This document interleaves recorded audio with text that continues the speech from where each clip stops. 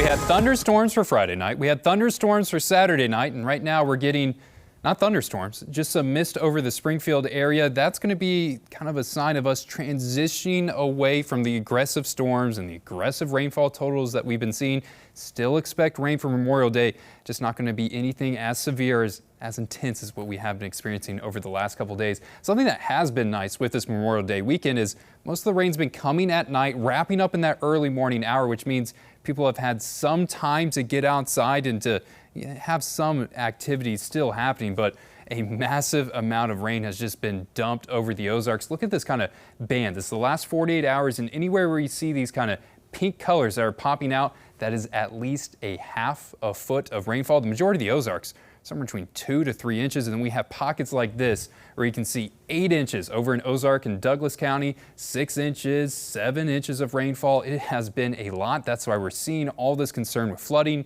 More rain for tomorrow, which means conditions can start to get worse before we really improve things by the time we get later into the week. These are the official totals in Springfield. Friday, we picked up about 1 inch of rain. Saturday, we picked up about 1.5 inches. And then on Sunday, nearly 2 inches of rain. That brings our total to the month of May for 6 inches, half a foot of May. And we got off to a very quiet start for May, just like we got off to a quiet start for this year. Look at this. This is the rain totals that we got for all of January, all of February, all of March. When you combine those 3 months, only 4 inches of rainfall. When you combine April and you combine May, those 2 months, and we haven't even finished May, we still got about a week left to go, we're sitting at nearly 20 inches of rainfall. It's a massive amount of total. That's why we're seeing so many issues and we're not fully done. Let's talk about that next kind of round of showers that are going to come in. I almost said thunderstorms just because that's the word that we have been using over the last couple of days. Not expecting anything massive, not expecting storms with this next wave, just mostly some light showers and some rain that will start to move in. You start to see all this activity of rainfall that's down into our south. Really pay attention to what's over in Oklahoma. This is what's going to eventually move back into the Ozarks.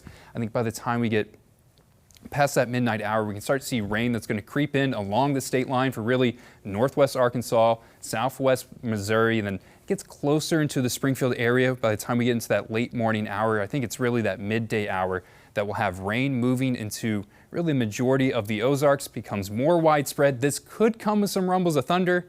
Not expecting anything beyond that. Definitely no large hail, definitely nothing severe for Monday. And then it starts to shift further off into the east by the time we get into the afternoon. That's the last wave of rain that we have to get through.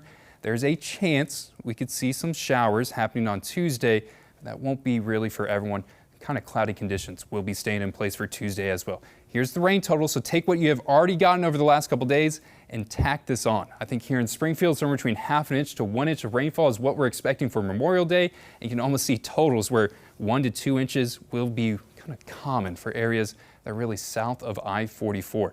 Temperatures tomorrow will have the rain in that midday hour, then we'll push that out. We'll keep overcast skies and temperatures are going to be trapped into the mid-60s. Could get some fast winds out of the east that are going to blow about 10 to 20 miles per hour.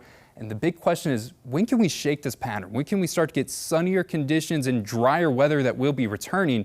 It's really once we get towards the end of this week. I'm expecting a ridge that's going to be forming that allows a summer-like feel to come back for the start of June, and that also allows drier conditions. I know this is the time of the year that farmers are wondering, when can I cut? When can I bale hay? You need about 3 or 4 days without rain. I think potentially your first window could do that is once we get into June, expecting rain to start to wrap up. I'm not fully ready to lock it in. There's some models that are disagreeing. There's some models that are saying, hey, we might get some rain over this weekend, but right now I like our chances to stay dry, and we need to take that after how much rain we have been getting. Temperatures will also start to warm up. Look at that weekend forecast, Chris. So that's a whole lot better than what we got this weekend. 80s and sunny about a week from now. Yeah, I'm looking forward to that because we've been sitting in a state of spring for way too long. We want the heat, and then I'm sure that we'll be saying, we want the Tomorrow's the unofficial start to summer. I don't think anyone's going to call the weather that we'll be getting tomorrow summer-like. So no. I think we got to wait another week until we can start to get that summer-like feel. All right, well, perfect. And then we can finally be happy on the weekends. Maybe we'll see. Absolutely. Yeah. Thanks, Matt.